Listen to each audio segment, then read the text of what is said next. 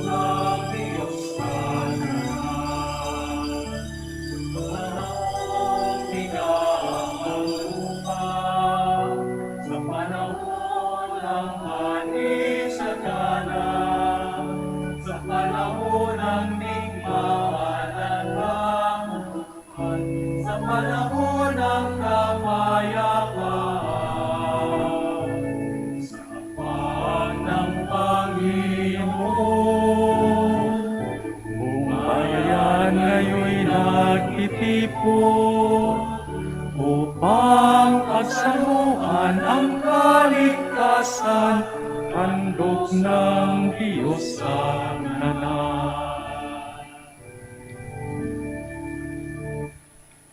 In the name of the Father, and of the Son, and of the Holy Spirit. Amen. The grace of our Lord Jesus Christ, and the love of God, and the communion of the Holy Spirit be with you all. And with your spirit. Brothers and sisters, let us acknowledge our sins and so prepare ourselves to celebrate the sacred mysteries.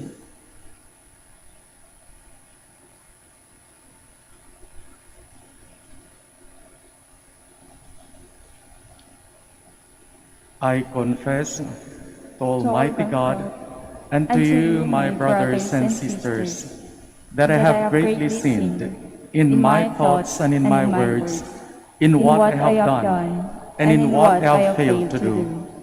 Through my fault, through my most grievous fault.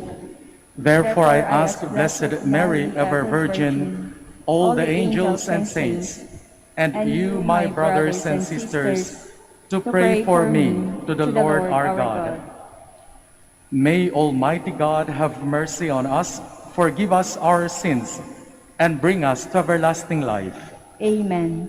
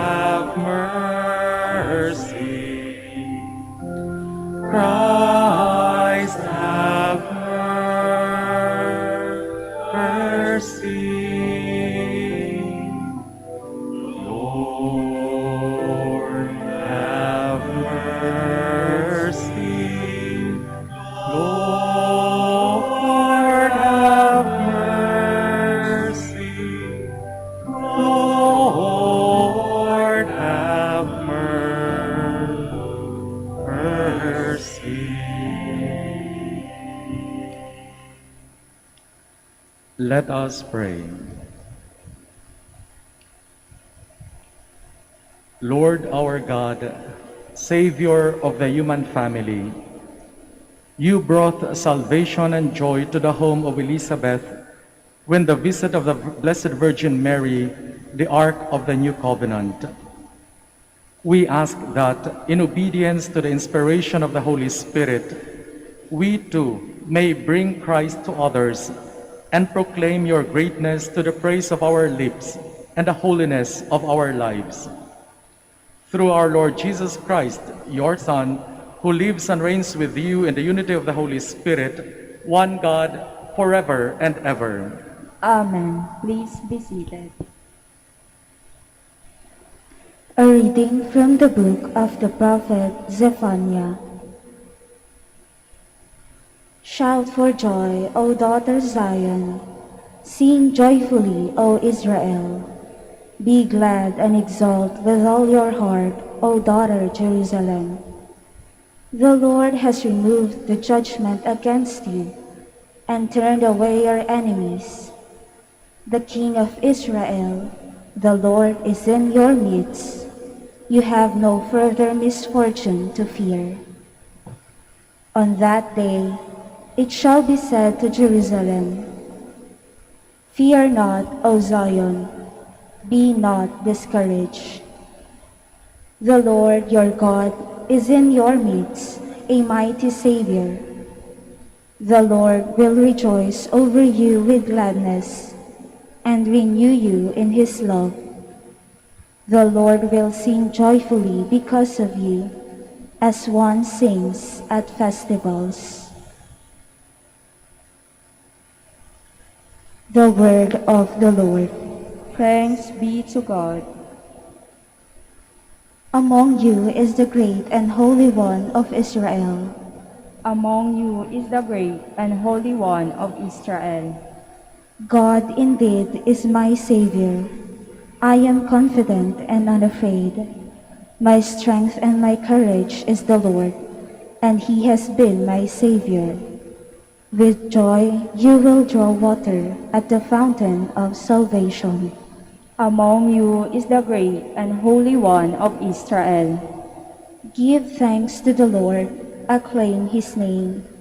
Among the nations make known his deeds. Proclaim how exalted is his name. Among you is the great and Holy One of Israel. Sing praise to the Lord for his glorious achievement. Let this be known throughout all the earth. Shout with exultation, O city of Zion, for great in your midst is the Holy One of Israel. Among you is the great and Holy One of Israel. Please all stand.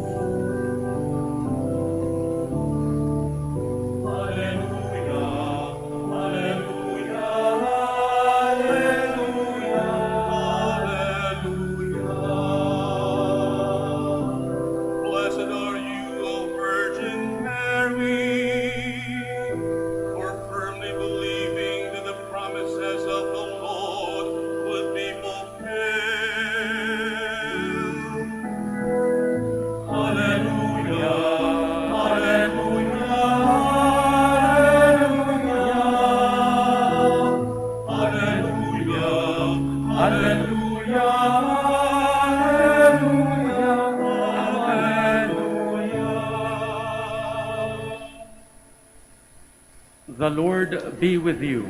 And with your spirit. A reading from the Holy Gospel according to Luke.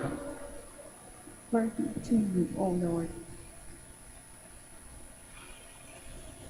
Mary set out and traveled to the hill country in haste, to a town of Judah, where she entered the house of Zechariah and greeted Elizabeth. When Elizabeth heard Mary's greeting, the infant leaped in her womb, and Elizabeth, filled with the Holy Spirit, cried out in a loud voice and said, Most blessed are you among women, and blessed is the fruit of your womb. How does this happen to me, that the mother of my Lord should come to me? For at the moment the sound of your greeting reached my ears, the infant in my womb leaped for joy. Blessed are you who believed that what was spoken to you by the Lord would be fulfilled. And Mary said, My soul proclaims the greatness of the Lord. My spirit rejoices in God, my Savior, for he has looked upon his handmaid's lowliness. Behold, from now on will all ages call me blessed. The Mighty One has done great things for me, and holy is his name. The Lord's mercy is from age to age to those who fear him. The Lord has shown might with his arm, dispersed the arrogant of mind and heart. The Lord has thrown down the rulers from their thrones, but lifted up the lowly. The hungry has he filled with good things. The rich he has sent away empty. The Lord has helped Israel, his servant, remembering his mercy, according to his promise to our ancestors, to Abraham and to his descendants forever. Mary remained with Elizabeth about 3 months and then returned to her home. The Gospel of the Lord. Praise to you, Lord Jesus Christ. Let us praise and give thanks to the Lord, for his great love is without end. I have made the outline of my homily, but this morning something happened. Early in the morning, I woke up and I remember the dream. Isang lalaki, kasama daw namin, mga pare, iyak ng iyak. Grabe yung iyak niya. Papasok daw kami sa isang hall, hindi siya makapasok-pasok. Todo yung iyak niya. So, nagising ako nun, and then, ang sakit ng likod ko. For 3 days na kasi, nagkaroon ako ng back pains. So, nilagyan ko lang ng ointment, then I tried to sleep again. After some time, nagising, nung ang first ng para tiningnan ko yung oras, 1:13 in the morning. Nakatulog ako, nagising ako, the same situation, lalaki, umiiyak pa rin. Papasok kami sa isang hall, hindi siya makapasok-pasok. Then sabi ko sa sarili ko, kailangan kong matulog kasi may misa pa ako mamaya sa Manaoag. And I looked at yung sa cellphone, it was 2:35. Then balik ako higa. Then the third time, the same na lalaki. Nakapasok na kami sa hall. Iyak siya ng iyak.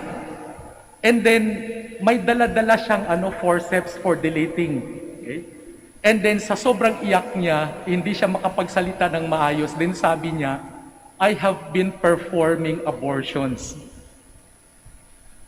Nung pagkagising ko, tiningnan ko yung oras, 3:00 ng umaga. And hindi ako makabalik-balik matulog. I was asking, Lord, bakit 3 times? The same image, the same yung pinag-uusapan. And then, di ko nalalaman kung ano yung nangyari because nung nagising ako, yun yung time na yung lalaki, no, umiiyak siya, pinakita niya yung dilating forceps, inamin niya na nagpe-perform siya ng abortion, then nawala na, di ko alam kung anong next kasi nagising ako. And so I asked kasi hindi ako makabalik matulog. Sabi ko, Lord, bakit? And then I remember yung gospel ngayon. Sabi ko, yes, Lord, naintindihan ko na. Siguro yung outline na ginawa ko, hindi yun ang tama na gawin ko for the Mass this morning. Siguro gusto mong ipakita how beautiful life is. Pero kung tinanggal ito, wala na. Okay? Sabi ko, very strange to do the homily about abortion na yung dream ko. But it is not about abortion, it's about life. Okay? The gospel of today talks about the meeting of 4 lives. 2 women, a virgin, and an old woman, and a sterile one. And 2 unborn children in their wombs. Iniisip-isip ko, sabi ko, is life a burden? For a virgin to get pregnant sa sitwasyon ni Mama Mary na hindi pa sila kasal ni Joseph, but then she is bringing with her in her womb the Son of God, and she is a virgin. Is it a burden? For Elizabeth, na matanda na, baog, never nagkaanak, old age, is life a burden? So tinatanong ko yung sarili ko, sabi ko, Lord, anong gusto mong iano namin mamaya pag-isipan? Life is not a burden at all. Life is full of energy. Life is full of hope. Kaya yung meeting ng dalawang ina at dalawang anak, no, ang naging resulta ay explosion of joy. Okay? Mary on her part, when the angel told her that her cousin Elizabeth is pregnant, hindi na inantay ni Mary na tawagin pa siya para hinga ng tulong. The goodness of God which enveloped her, pushes her. Hindi siya obliged na tumulong, but pushed her with all her love and willingness na puntahan kaagad niya yung kanyang cousin na si Elizabeth at nagmamadali siya. No? Goodness, it expands by its own. Kung totoong kabutihan ang nasa loob natin, mag-i-expand siya. Hindi siya pwedeng itago kasi no, sasabog at sasabog siya. Ganon ang pagmamahal ng Panginoon sa atin. Hindi nakukontain yung pagmamahal ng Panginoon sa atin kasi no, yung mismo yung pagmamahal niya ang kusang nagdi-diffuse, kusang sumasabog, kusang lumalawak. Okay? And that Mary understood. Kaya hindi na niya inantay na tawagin siya o hingan siya ng tulong. By her own will and by her own initiative, pumunta siya para tulungan ang kanyang pinsan na nagdadalang tao na matanda na. Sa part ni Elizabeth, nandoon yung recognition. There are times na God is asking us to lend our help to others. But there are times that we have to recognize that we need the help of others. We need the help of God. Hindi natin pwedeng sabihin, malakas ako, kaya ko. And there are times in our lives, and I think all of us naka-experience, there are times na pag may problema tayo, ang Panginoon naging last resort. No. The first resort should be the Lord. We have to ask His help. Huwag nating antayin na yung problema, lalala. The very moment that we feel something, we tell it to the Lord. Di ba sabi ng Panginoon, I call you my friends. So if He is our friend, then meron tayong yung relationship, open relationship with Him, nasasabihin natin kung anong dala-dala natin sa puso natin. Kaya yung experience ng dalawang babae, explosion of joy. Okay? Si Elizabeth nagsabi, how come that the mother of my Lord should come to me? Ang response ni Mary, my soul proclaims the greatness of the Lord. You see, pag na-recognize natin yung presensya ng Panginoon sa buhay natin, God can make miracles. At yung mga miracles na ginagawa, hindi yung mga miracles na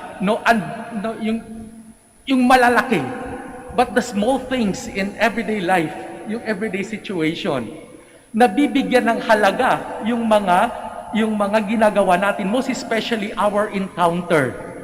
And I think ito yung isa sa pinaka-mahirap gawin ngayon. We are in the digital age. Lahat may cellphone.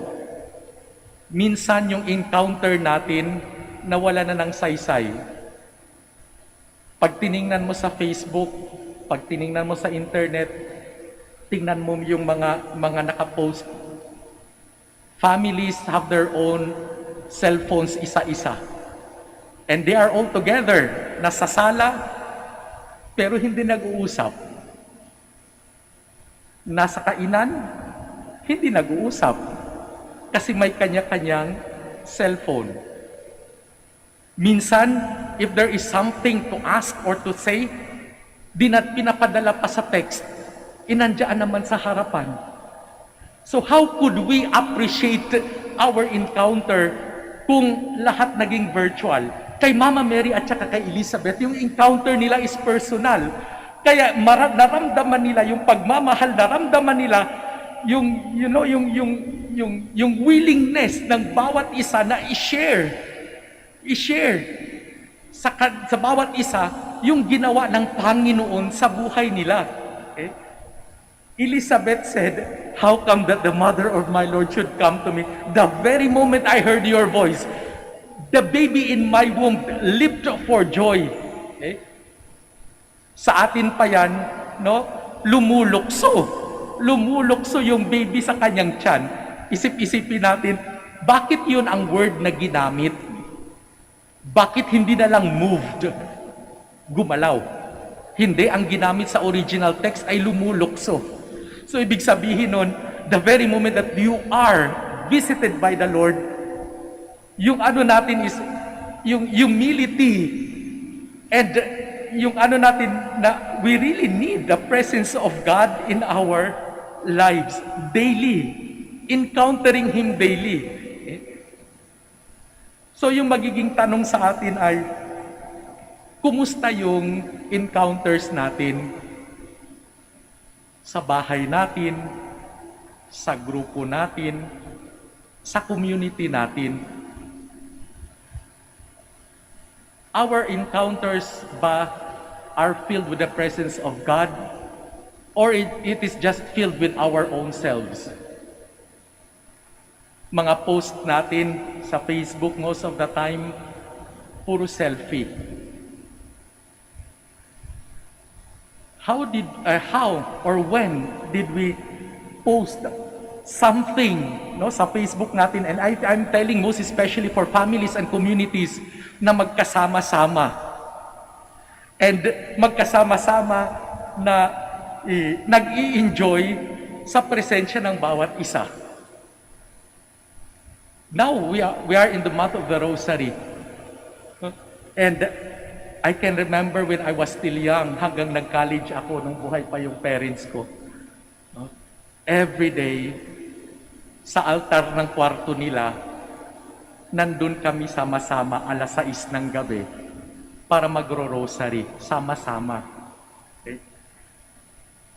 Kaya, mga moments na maramdaman mo na, no, the family is not perfect. May kanya-kanyang mga pinagdadaanan. But with the presence of the Lord, kahit anong pinagdadaanan, makakayanang lagpasan. Why? Because it is the Lord who will become our strength. Sabi nga ni Mama Mary, no? The mighty one has done great things for me, and holy is His name. Tanungin natin yung sarili natin, kailan natin pinasalamatan ang Panginoon sa mga blessings na binibigay niya sa atin araw-araw? Most especially, yung mga simple na mga bagay, simple na mga blessings na nare-receive natin araw-araw. We are here in the Minor Basilica of Our Lady of Manaoag. And certainly, bawat isa may dala-dalang hinihingi, tinataas sa Panginoon ng mga prayers o mga kahilingan.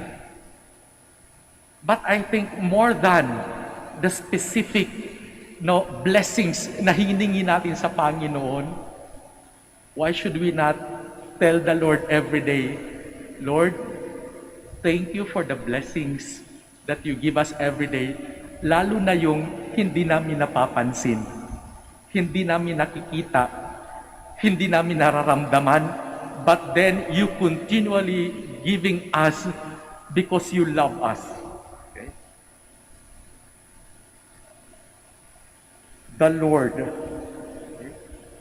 The Lord's mercy is from age to age to those who fear Him. Babalikan ko yung third time na nagising ako kanina, yung kinukwento ko. Di ko alam kung anong nangyari doon sa lalaki. I just saw him really so sorrowful, umiiyak, and sabi niya, I have performed these horrible things. Di ko alam kung ano yung nagiging ending sa panaginip ko na yun. But then, I am so sure that the mercy of God is from age to age for those who fear Him and those who believe in Him. Kaya kahit gaano kalaki ang kasalanan ng tao, God can forgive us because we No? Iniligtas tayo ng Panginoon sa pamamagitan ng dugong dumanak ng kanyang anak. And so, this is a call for us na hindi sumuko at hindi mapagod at hindi mawala ng pag-asa na sa araw-araw na pamumuhay natin, God is always there, ready to shower us with all His mercy and compassion. He can forgive whatever sins we have, kahit gaano pa yung kalaki. What God is asking us is really to open up our hearts and really with humility tell Him, Lord, I have sinned against you and against my brothers. Forgive me. And then the Lord will tell us easily, I will forgive you because I love you. You see? No, yung ano ko kanina, yung nagiging panaginip ko, it was a very big reminder even for me. Nasasabihan yung sa sarili ko, always remember God's love, God's forgiveness, God's compassion is far, far greater than whatever sin you have. And He is there to tell you, anak, mahal kita. Amen.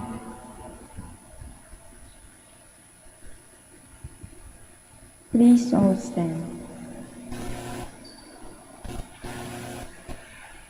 Let us glorify our Savior, who chose the Virgin Mary for His mother.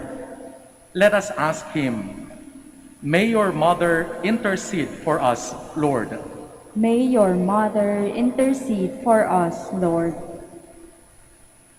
Eternal Word, make your church of mind and one heart in love, and help all those who believe to be one in prayer with Mary, Mother of Unity, we pray. May your mother intercede for us, Lord. You made Mary full of grace. Grant to all men and women who have been called to serve your people the joyful abundance of your grace, that they may become living witnesses of your peace and justice in their vocation of full-hearted service. We pray. May your mother intercede for us, Lord. May you make Mary the Mother of Mercy. May all who are faced with trials feel her motherly love and care. We pray. May your mother intercede for us, Lord. You gave Mary strength at the foot of the cross and filled her with joy at the resurrection of your Son. Lighten the hardships of those who are burdened and deepen their sense of hope. We pray. May your mother intercede for us, Lord. For all of us gathered here, may the example of our Blessed Mother continually inspire and guide us in our obligation to protect lives. We pray. May your mother intercede for us, Lord. For those who are affected and afflicted by COVID-19, especially our healthcare providers and frontliners, the sick and those who have died, may through the guidance and grace of the Lord, the government and private agencies swiftly find cure and solution to this pandemic. We pray. May your mother intercede for us, Lord. For our personal intentions and for the intentions of the devotees of Our Lady of the Rosary of Manaoag,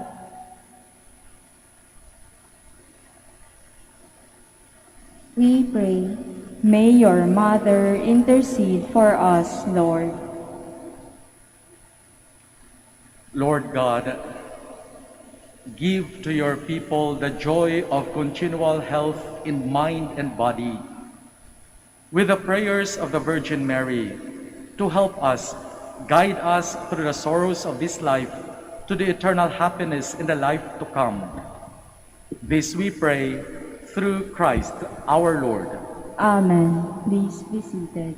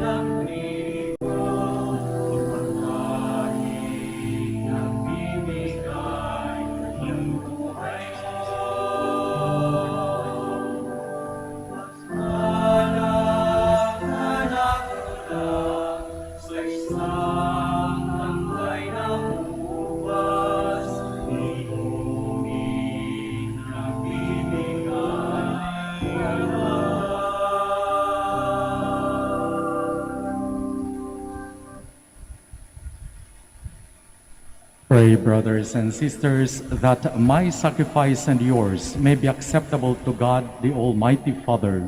May the Lord accept the sacrifice at your hands for the praise and glory of his name, for our good and the good of all his holy church.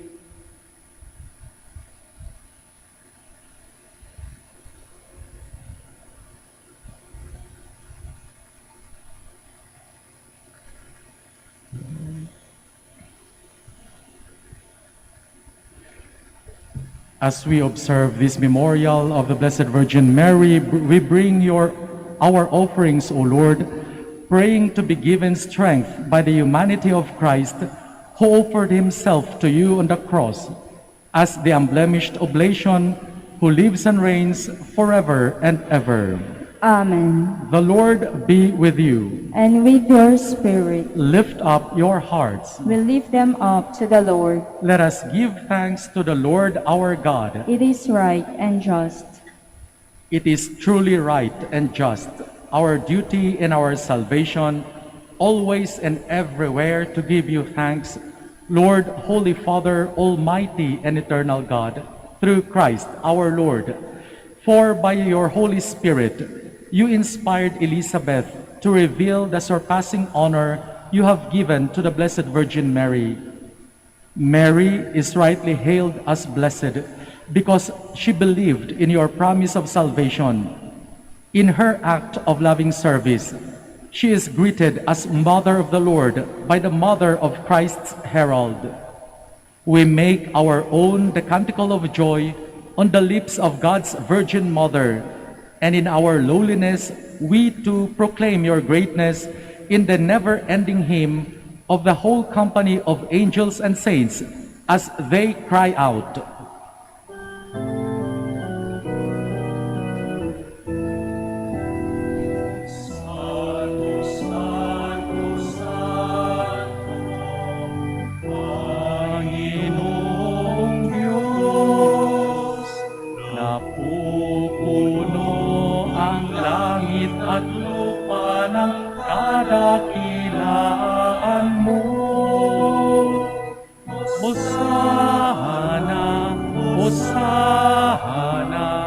Hosanna sa kaitaasan.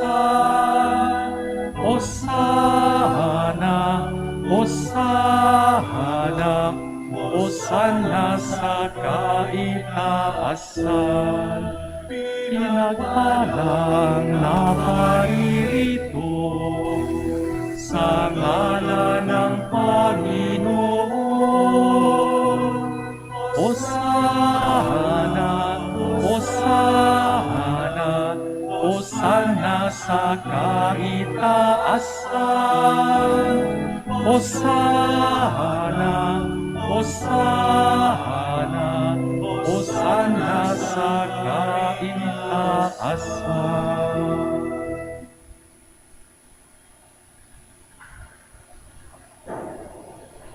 You are indeed holy, O Lord, the fount of all holiness. Make holy, therefore, these gifts, we pray, by sending down your Spirit upon them like the dewfall, so that they may become for us the body and blood of our Lord Jesus Christ. At the time he was betrayed and entered willingly into his passion, he took bread and, giving thanks, broke it and gave it to his disciples, saying, "Take this, all of you, and eat of it. For this is my body, which will be given up for you."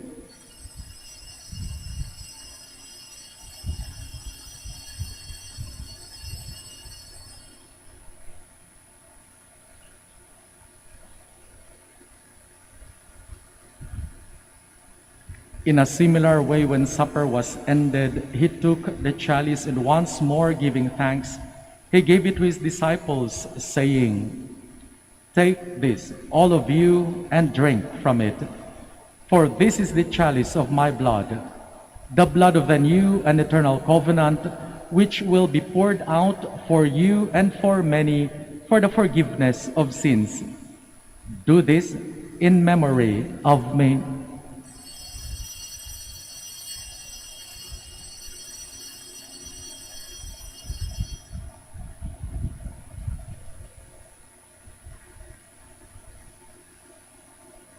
The mystery of faith. When we eat this bread and drink this cup, we proclaim your death, O Lord, until you come again. Therefore, as we celebrate the memorial of his death and resurrection, we offer you, Lord, the bread of life and the chalice of salvation, giving thanks that you have held us worthy to be in your presence and minister to you. Humbly we pray that partaking of the body and blood of Christ, we may be gathered into one by the Holy Spirit. Remember, Lord, your church spread throughout the world, and bring her to the fullness of charity, together with Francis, our Pope, Socrates, our Bishop, Fidelis, his auxiliary, and all the clergy. Remember also our brothers and sisters who have fallen asleep in the hope of the resurrection, and all who have died in your mercy. Welcome them into the light of your face. Have mercy on us all, we pray, that with the Blessed Virgin Mary, Mother of God, Blessed Joseph, her chaste spouse, with the blessed apostles and all the saints who have pleased you throughout the ages, we may merit to be co-heirs to eternal life, and may praise and glorify you through your Son, Jesus Christ. Through him, and with him, and in him, O God, Almighty Father, in the unity of the Holy Spirit, all glory and honor is yours, forever and ever.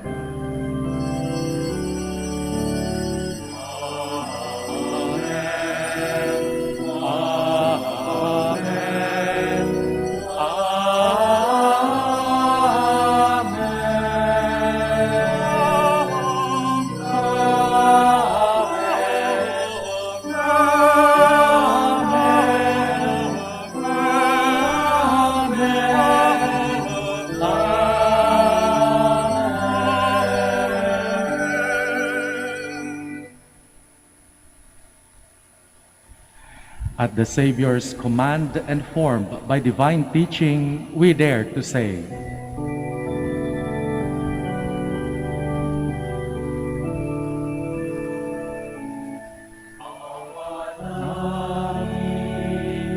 Sumasalangit ka, sambahin ang ngalan mo,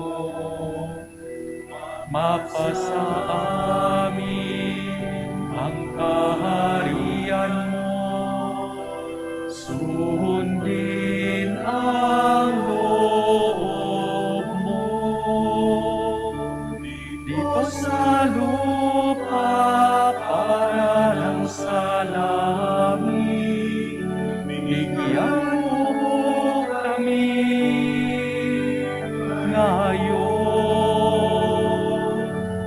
ng aming kakain sa araw-araw, at patawarin mo kami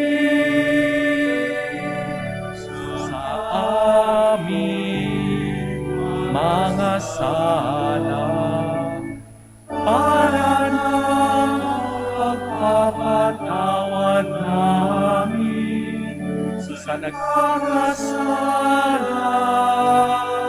sa amin, at huwag mo kaming ipahintulot sa tukso, at yadya mo kami sa lahat ng masama. Deliver us, Lord, we pray, from every evil. Graciously grant peace in our day, that by the help of your mercy we may be always free from sin, and save from all distress, as we await the blessed hope and the coming of our Savior, Jesus Christ. Sa wakas sa'yo ang kapangyarihan at kapurihan, ngayon at magpakailanman, ngayon at magpakailanman. Lord Jesus Christ, who said to your apostles, "Peace I leave you, my peace I give you," look not on our sins, but on the faith of your church, and graciously grant her peace and unity in accordance with your will, who live and reign forever and ever. Amen. The peace of the Lord be with you always. And with your spirit. Let us offer each other the sign of peace.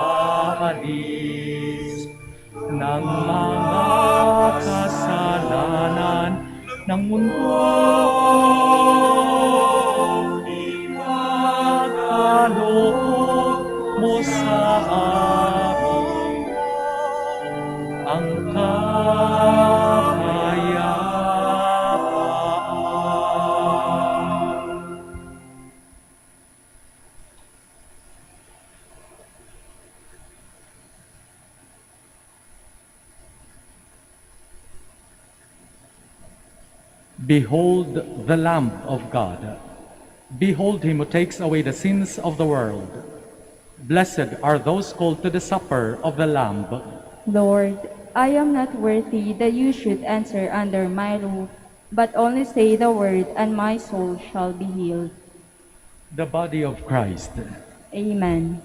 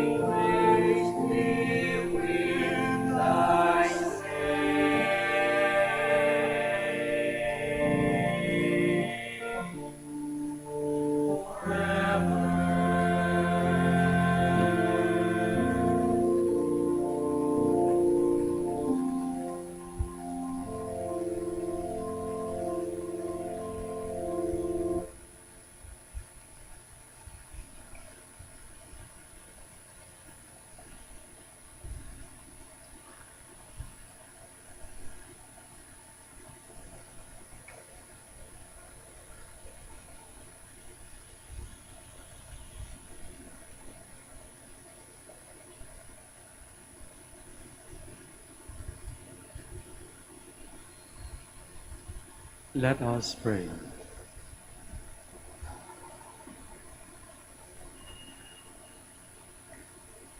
Lord our God, you have nourished the Church with your sacramental gifts and poured out on it the Holy Spirit.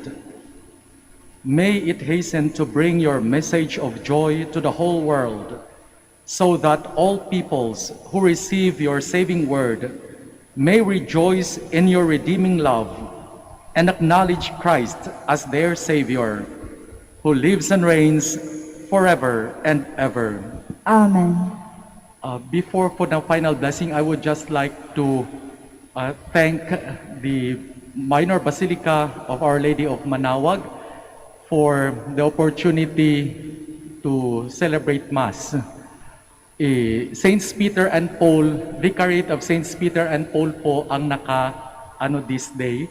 And supposed to be ang magmimisa ay si Father Eden, Carlito Eden, ang vicar foreign po namin. But he is in the hospital. So we are asking you din po to please pray for his healing, fast recovery ng vicar foreign po namin ng Saints Peter and Paul. So in the name of all the priests of the Vicariate of Saints Peter and Paul and of the ALD, maraming salamat po sa mga dumalo, and let us continue praying for one another, most especially po para po sa mga kapatid nating may sakit. The Lord be with you. And with your spirit. Bow your heads for the blessing. May God, through the childbearing of the Blessed Virgin Mary, willed in his great kindness to redeem the human race, be pleased to enrich you with his blessing. Amen. May you know always and everywhere the protection of her, through whom you have been found worthy to receive the author of life. Amen. May you, who have devoutly gathered on this day, carry away with you the gifts of spiritual joys and heavenly rewards. Amen. And may the blessing of the Almighty God, the Father, and the Son, and the Holy Spirit come down on you and remain with you forever. Amen. Go and announce the gospel of the Lord. Thanks be to God. Prayer for the blessing of the sick. God, our Almighty Father, by your blessing, you give us strength and support in our frailty. Turn with kindness toward our sick brothers and sisters. Free them from all illness and restore them to good health. Through the intercession of Our Lady of the Rosary of Manaoag, so that in the sure knowledge of your goodness, they will gratefully bless your holy name. We ask this through Christ our Lord. Amen. Prayer for the blessing of rosaries and other religious articles. In memory of the mysteries of the life, death, and resurrection of our Lord Jesus Christ, and to the honor and glory of the Blessed Virgin Mary, Mother of Christ, Mother of the Church, Our Lady of the Rosary of Manaoag, may these rosaries, images, candles, oil, and other religious articles be blessed and made holy In the name of the Father, and of the Son, and of the Holy Spirit. Amen.